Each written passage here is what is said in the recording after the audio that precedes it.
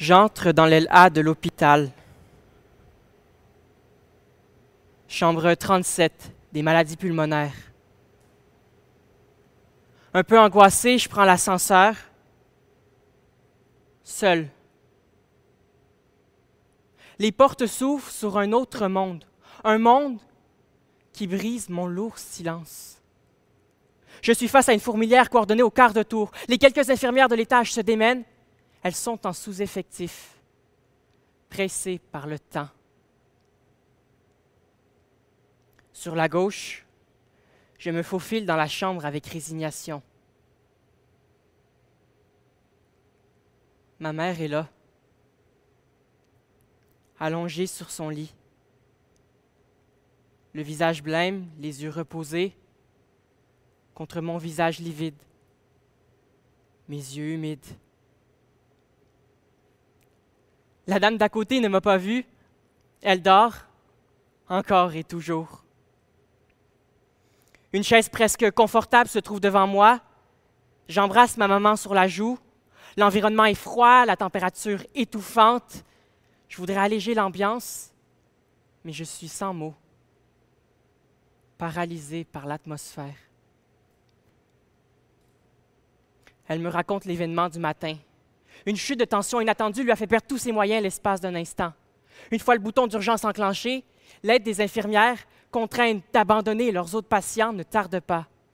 La situation se résorbe dans les plus brefs délais. Tensiomètre, prise de sang, soluté bien connectée. L'histoire semble inventée de toutes pièces. C'est comme un relais 4 fois 100 mètres aux Jeux olympiques où elles s'entendent pour donner leur maximum.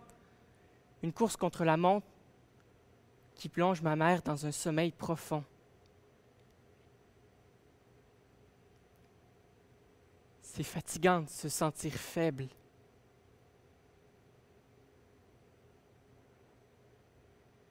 C'est fatigant de se sentir faible.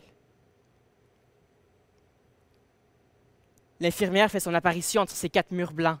Ses gestes sont rapides mais précis. Ils sont le reflet de la pression des hauts gradés, évidemment absents. Je la plains. Le centre hospitalier est devenu une véritable usine de santé. Le travail à la chaîne est valorisé au cœur même de ses entrailles.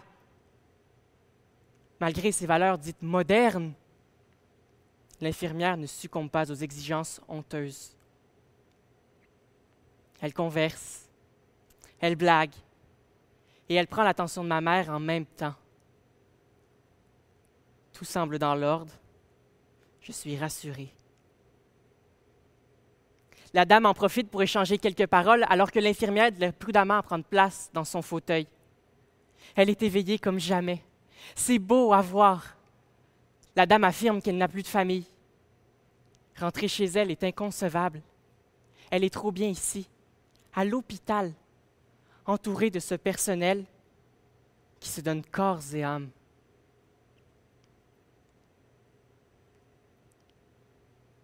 Le sourire de l'infirmière m'impressionne par sa constance. Elle sourit si sincèrement que je me surprends à l'imiter. Elle a un pouvoir, celui d'être humaine, rationnelle et sensible à autrui.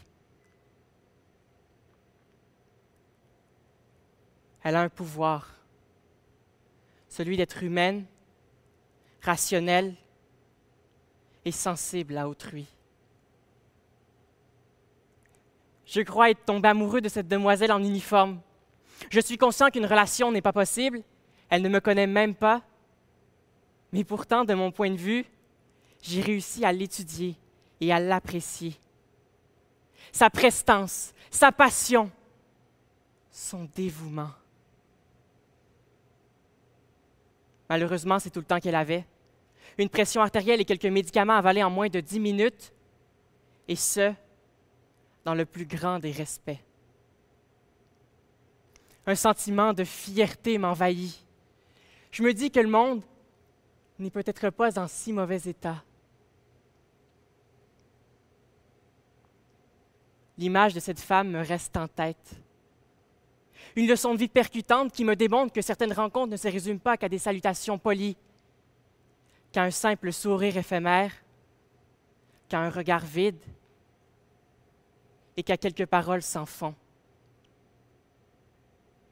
La scène tourne en boucle. Je remets en question mes choix de carrière. Je veux être comme elle quand je serai un adulte accompli. L'heure du dîner sonne. Pour les patients, bien sûr. L'infirmière de la chambre 37, elle, prendra une bouchée entre 3 sourires. Elle aura droit d'être épuisée à la fin de sa journée. Je dois y aller. Le travail m'appelle, mais je promets de servir mes clients à l'image de cette femme inspirante que je salue une dernière fois dans le couloir. J'aseptise mes mains en sortant, tout souriant. Merci, mademoiselle l'infirmière.